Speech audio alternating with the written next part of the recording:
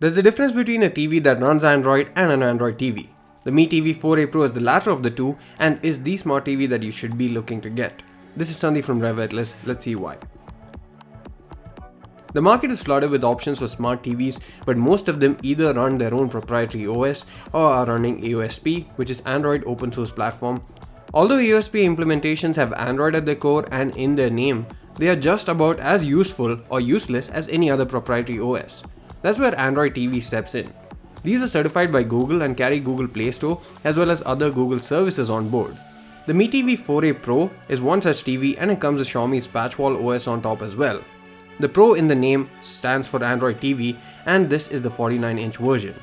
The objective of Patchwall is to blur the boundary between online and offline content for lack of better words.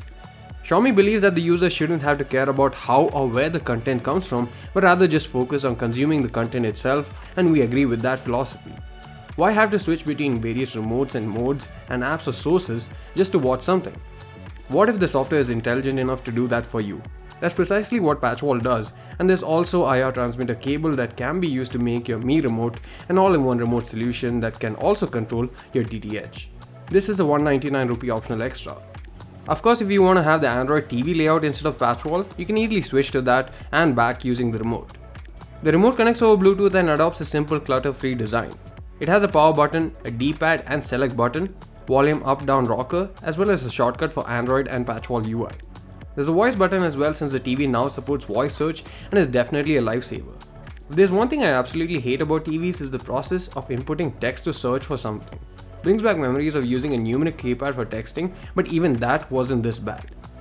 Voice search works amazingly well and you can also get contextual information apart from just content. And Xiaomi says that they have only begun to scratch the surface on what is possible using search and the information that's brought up by the TV. Patchwall or Android TV, whichever one you prefer, the experience is good and is easy to navigate through and there isn't a steep learning curve like some other smart TVs.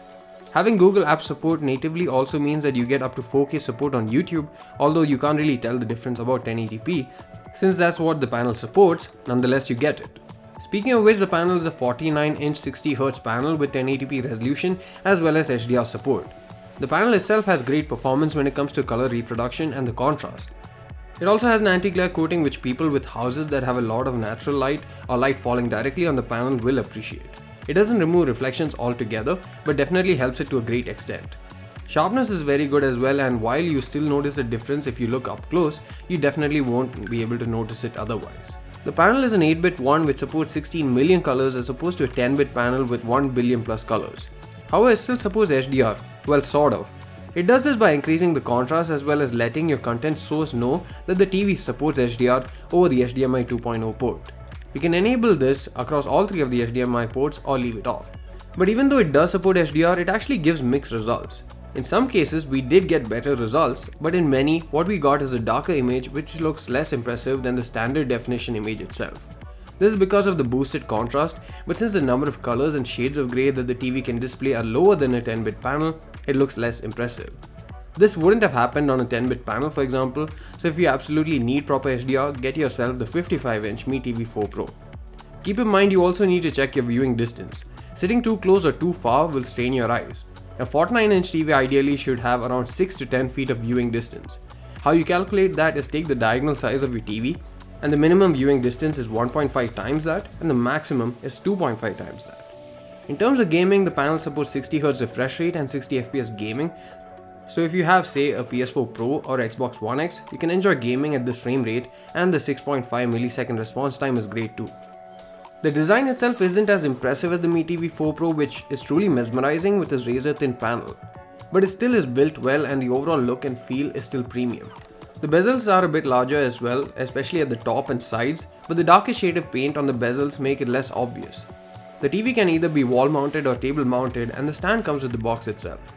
The wall mount will need to be brought by the technician, and we suggest you let him do the hard work to avoid damaging the TV accidentally. The TV weighs around 10.8 kilos by the way. The speakers are 10 watt units and there are 2 of them. The speakers get plenty loud, but the quality drops and they do get distorted as the volume increases. Nonetheless, it's fine for casual viewing, and anything more immersive will need an external setup. Coming to the connectivity, the TV has an AV input, Ethernet port, SPDIF port, 2 USB 2.0 ports, 3 HDMI ports of which one has ARC support, and 2.4 GHz Wi-Fi. It comes with 2 GB of RAM, 8 GB of storage, and quad-core 64-bit ARM logic processor as well. There may be things that you can nitpick and find not to be as good as say some other players on the market. However, if you look at the overall package, the Mi TV 49-inch 4A Pro does 90% of the things that every other player can do, and sometimes even more than others, while costing only a fraction of the asking rate from competitors. In a way, I think the 49-inch 4A Pro makes more sense for most, even compared to the Mi TV 4 Pro, unless your budget is stretchable and you will consume content in 4K or will do so in the near future. Thanks for watching this video. See you again in the next one.